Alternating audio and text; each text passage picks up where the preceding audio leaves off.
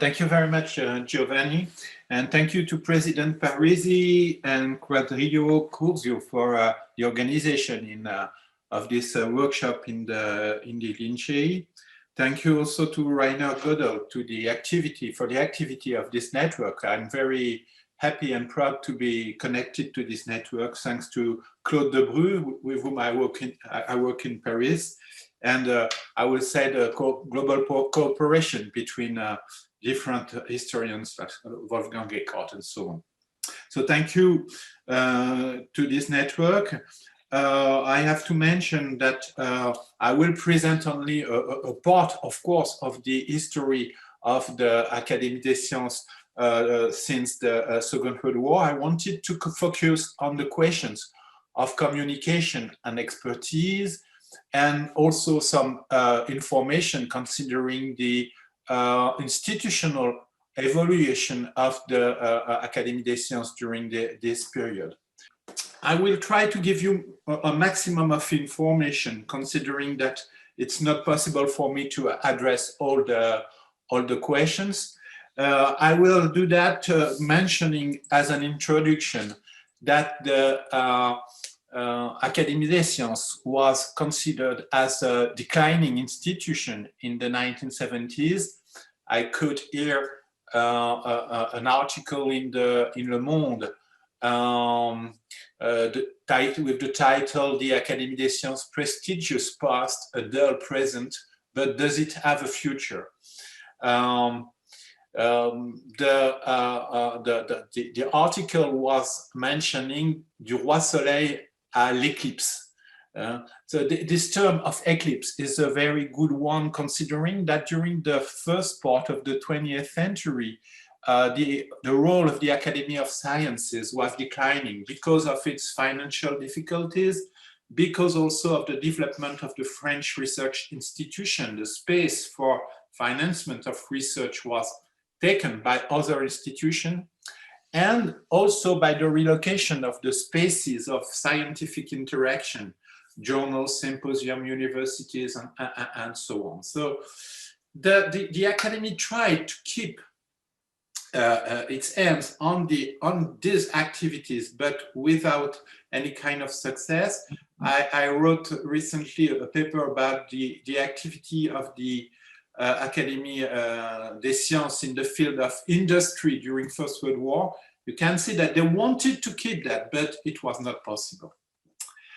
So I will say that in the 1960s, 1970s appears the fact that the Academy needed to change, needed to be much more present on the field and to have visible activities.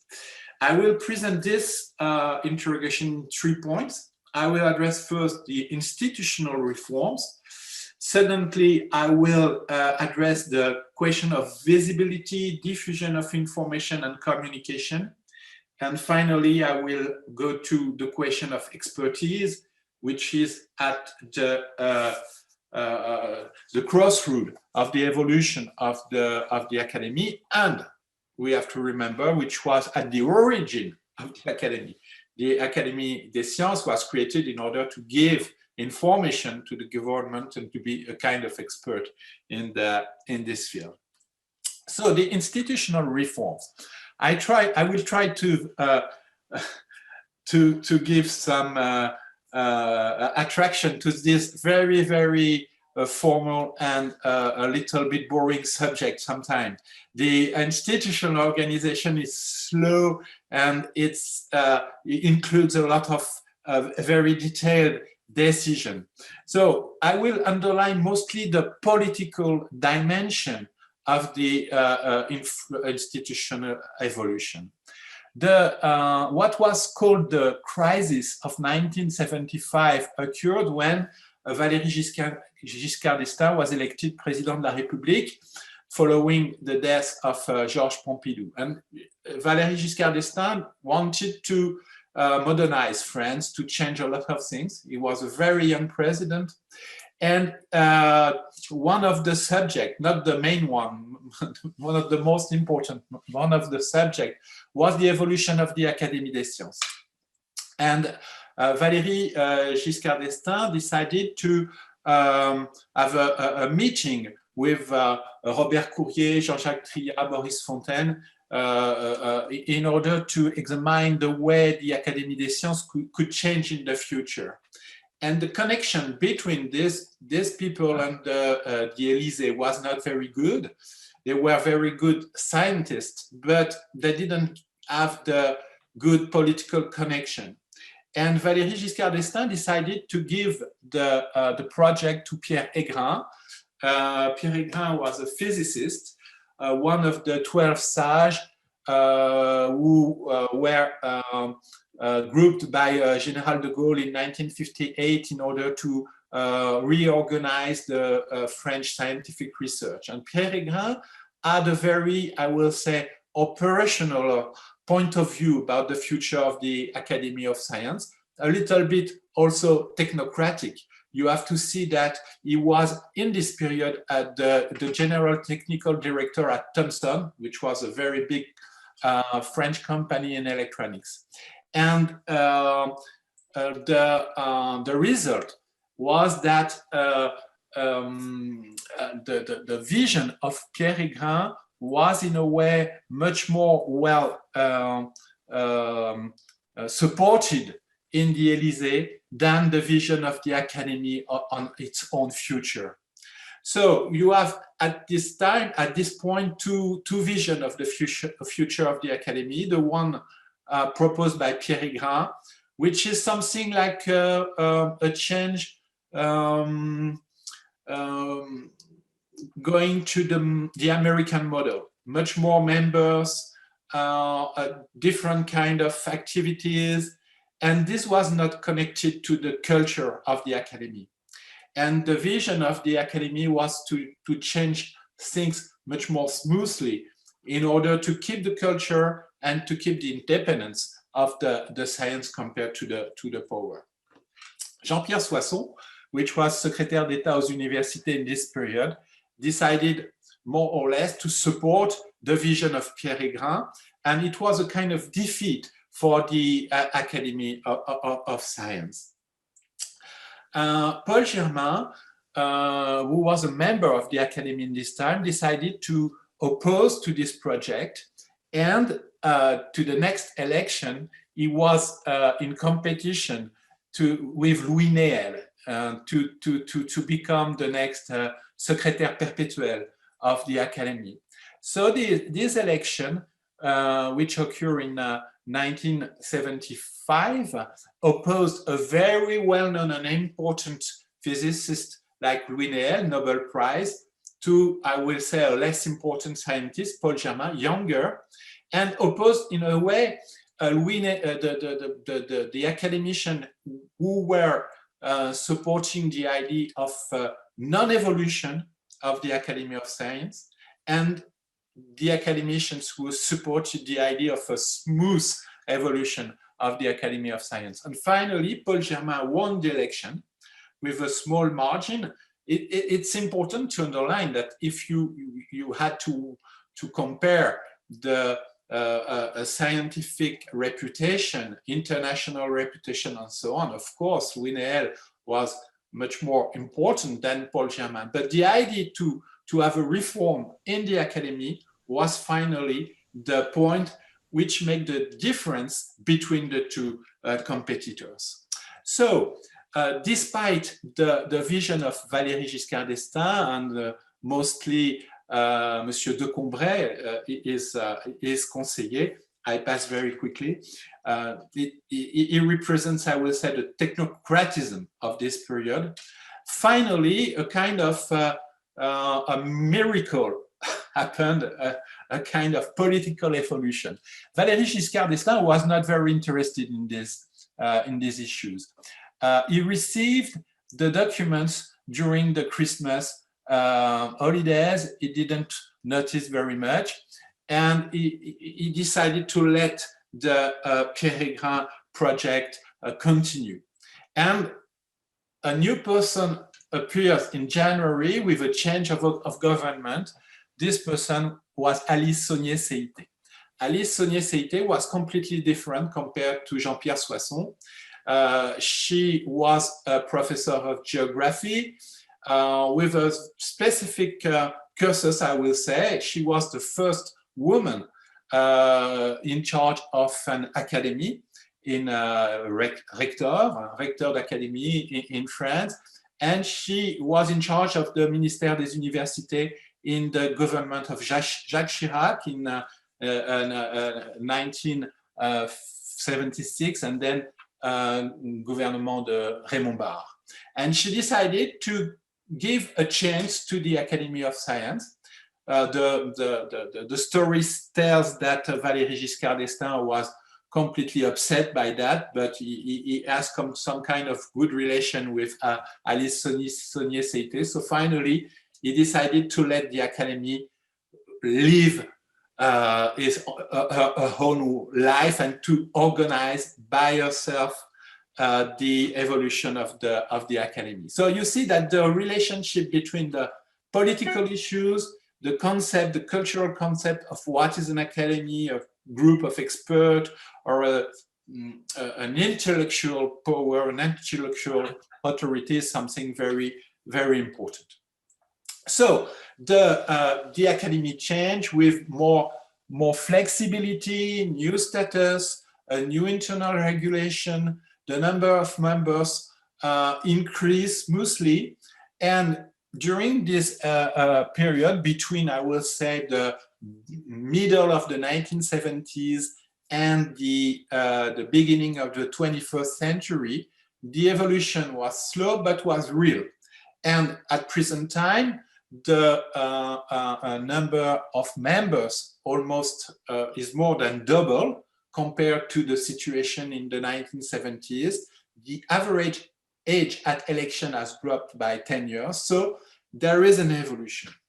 This evolution is also visible, not enough, of course, in the question of gender and the balance between men and women in the academy. The history of the Académie des Sciences is marked by the victory of Edouard Branly in 1911 against Marie Curie.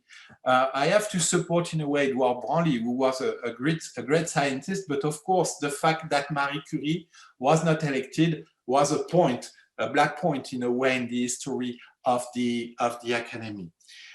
This situation was more and more hard to accept compared to the evolution of other academies like the Royal Academy, which elected in 1945 two women.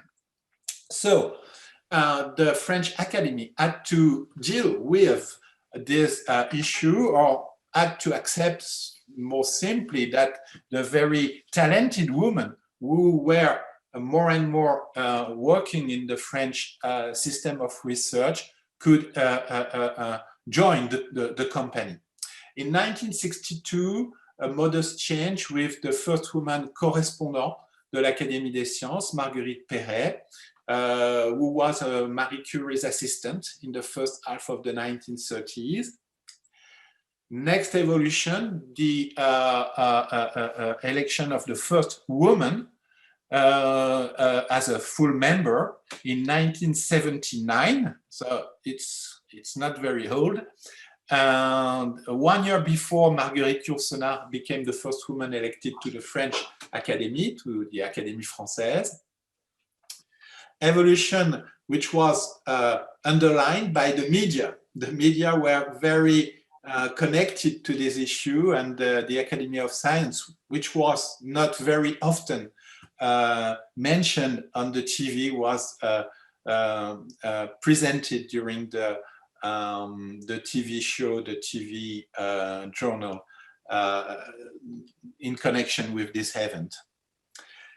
Then next evolution with the first woman president of the Academy, 1995, Marianne Grimbert-Managot. 2001, Nicole Ledouarin, first woman secrétaire perpétuelle. 2011, Catherine Bréchignac, first woman secrétaire perpétuelle pour la section Mathematics and Physical Science. And in 2015, the Academy had 2 secrétaires perpétuels, which were women at the same time. So it's a good symbol of this evolution. Second point, I check the time, the visibility, diffusion of information, and communication. This is from my point of view, because I'm considering myself as an historian of communication also. This point is very important. At the very heart of the activity of the Académie des Sciences, communication is a key issue.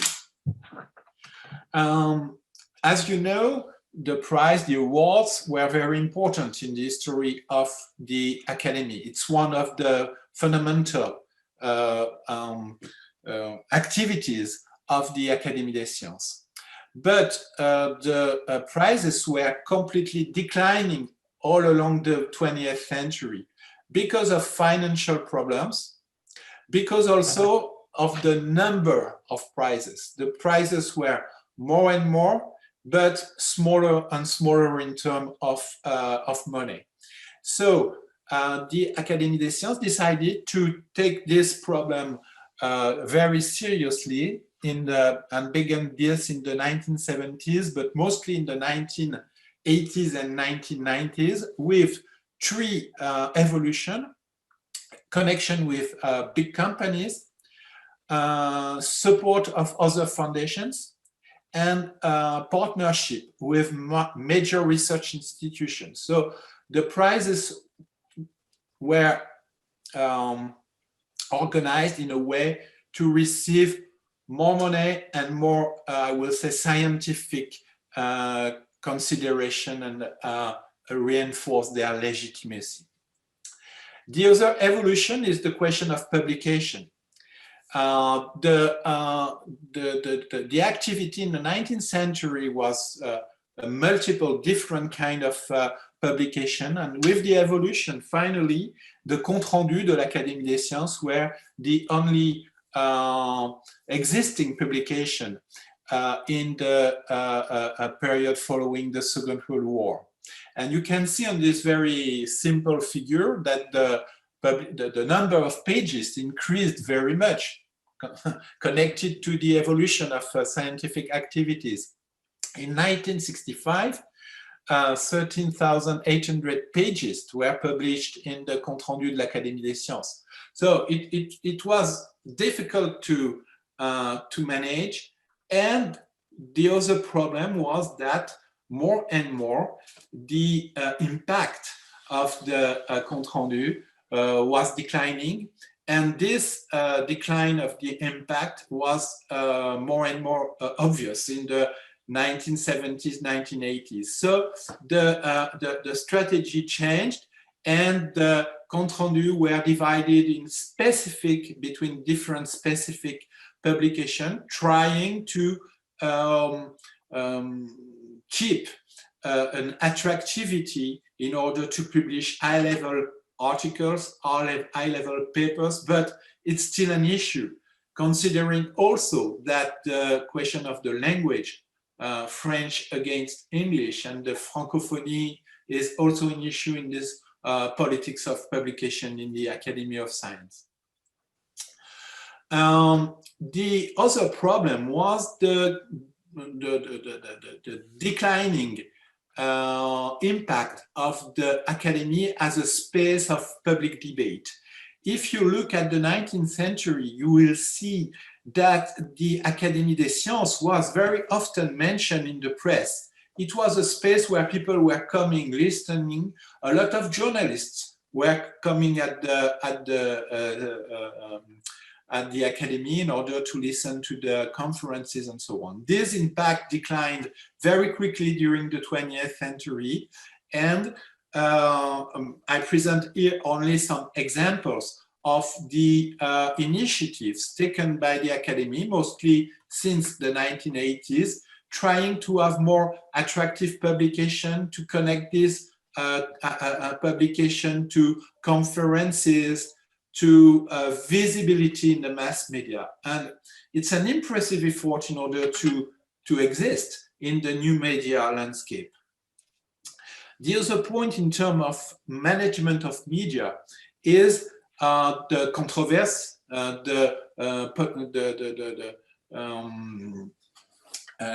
sensitive questions, considering, for instance, the climate change, the individual position of some members connected to the global connection of the Academy in terms of environmental issues was a problem with the Claude Allègre position considering the question of climate change. Also, another example was the story of the memory of water and the publication by Jacques Benveniste of a new theory supported by Luc Montagnier.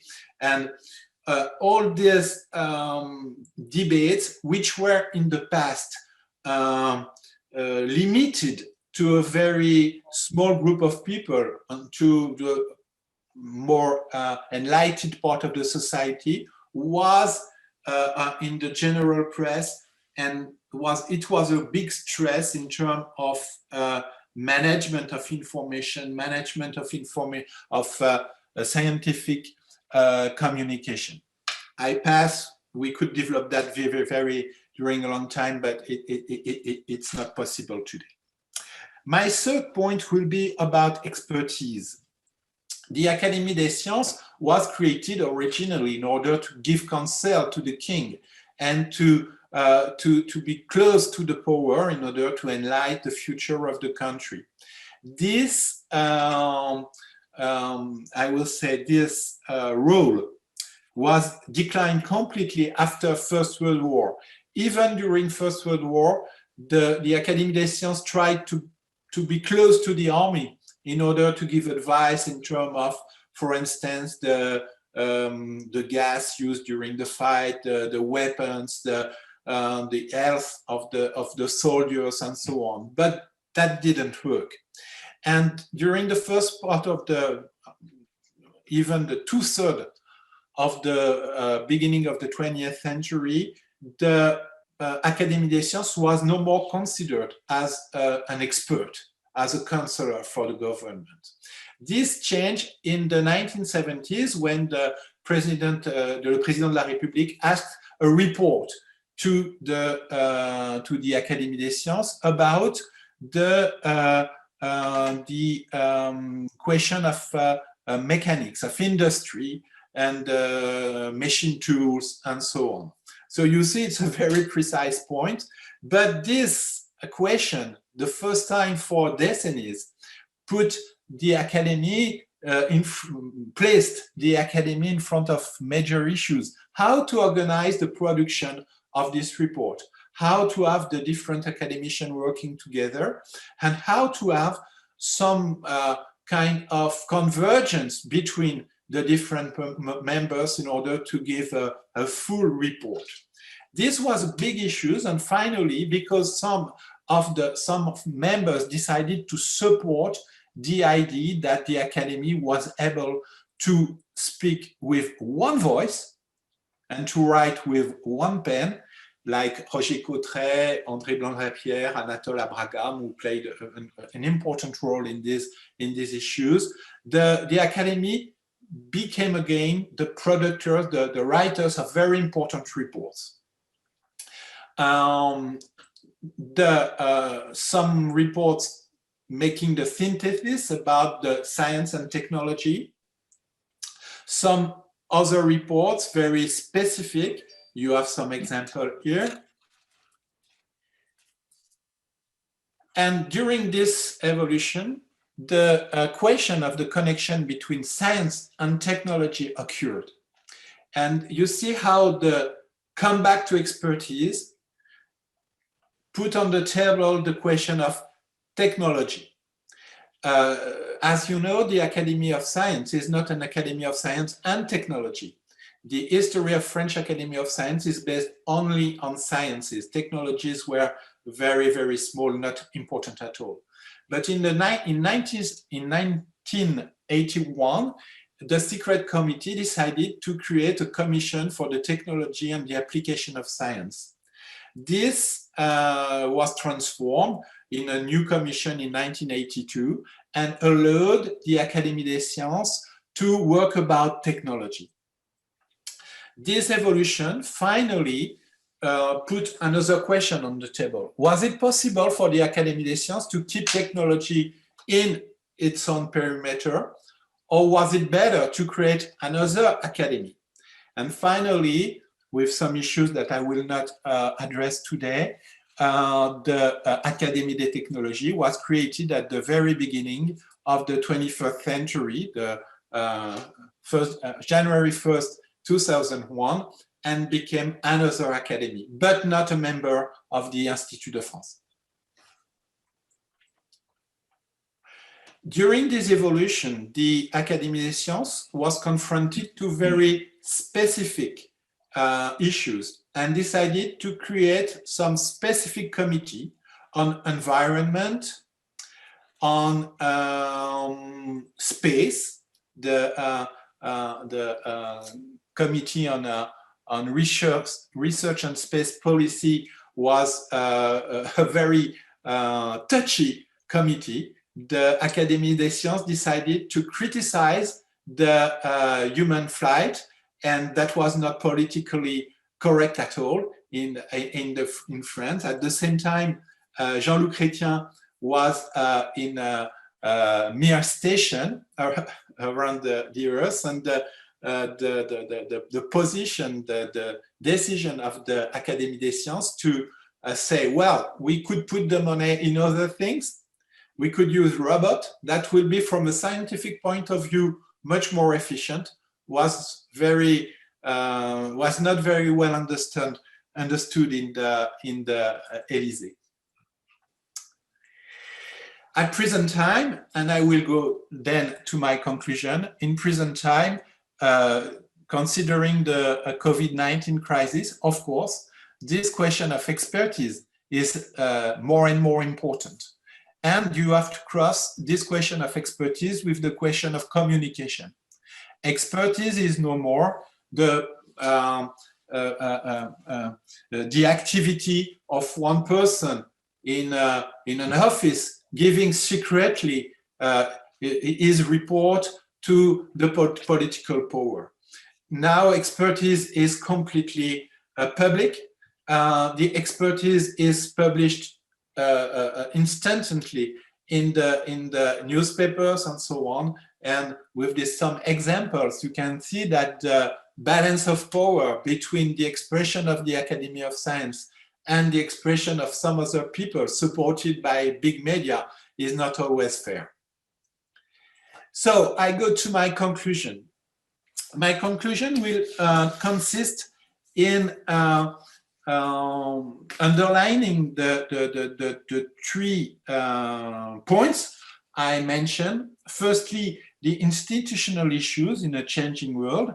I will underline the fact that this history of the Academy, French Academy of Science, show the importance of social and cultural issues, including gender issues and democratic access to knowledge. Similarly, the tension between the universalism of science, the internationalization of scientific practices, and the national perimeter of funding is a key issue that appears in the history of the Académie des Sciences. The other point is the question of the professionalization of the Academy of Science. Now, how to be efficient if you can count only on the generosity of the activity of members. The professionalization of the services of communication, of fundraising and so on is a very important issue that you can already see in the recent history of the Academy. And of course, the question of the convergence between the personal action of the members and the collective action of the Academy in terms of communication, in terms of expertise, is also a key issue. Second point, dissemination and communication. You understood, I think, that the challenge of communication is not new at all. But you know also that the evolution of mass media since the 1950s with the television and the development of now the so-called media social media is a big challenge for the Académie des Sciences. That doesn't mean that the reputational capital of the Academia of Science is not important. It's fragile. Sorry, it's sometimes attacked, but always very well considered by the population. The most recent history, I will say for the last 50 years or so, shows that the supposed ivory tower syndrome is fading, and the Academy of Science is fully involved in the democratization of science and the development of participatory science. It's not true for all the members, but as an organization, the Academy is going in this direction. Considering expertise, the Academy of Science appears as an aggregator of knowledge, a place that favors an interdisciplinary approach to issues. It was confronted with a multiplicity of specialized academies, such as the Academy of Medicine, the Academy of Agriculture, but the capacity of the Academy of Science to work with these other academies, it's called the Inter-Academy organization, is very important, and it's a very important evolution, recent evolution. I will underline also that the confrontation between science and technology was, in terms of organization, in terms of perimeter, was finally solved by the creation of the Académie des Technologies, and that the cooperation between the two academies is working well. Not always, but is working well and is going in the good direction. Last point, the commitment of scientists has been a key issue since the First World War. When I say the commitment, I say the political commitment. You remember the evolution during the First World War, the engagement of scientists in the confrontation was a turn in the history of science. This turn was also confirmed by the Cold War. We mentioned many times this morning Cold War, and it was important and at the heart of current issues. So I will finally give you three very quick considerations. I hope I have still time. President Giovanni, maybe 1 minute? 1 minute, yeah. 1 minute. So I will, from the point of view of the history of academies, more globally, not only on the French Academy of Science, I will propose to consider the history of the academies in the world by examining their interaction with society, considering them as places of alternative or complementary power to political and/or economic power, or on the contrary, considering them as a counterpower based on science. Second, I will place the concept of technoscience at the very center of the approaches and to historicize the notion of expertise, the role of experts, and the action of the academies in the construction, incomplete and fragile, of a rational public decision based on knowledge. This is very important. And finally, you will see that I have not addressed today the international dimension of the evolution of the Academy of Science, which was very important. I have left this essential theme linked to question of science diplomacy for the future time that I hope we will share, maybe in Lisbon. This international dimension is obviously crucial. It allows us to consider the historical evolution of academies in the world by comparing national models and by developing a more global typology connected to national culture and successive political context. To examine the construction of cooperation between national academies by comparing them to international academies, European or African, for example. And I will conclude that the history of academies should be approached in a transnational manner, but it cannot spare an explicit international approach, since the history of the academies of science has been so closely linked to the history of the nations that created them. Thank you very much.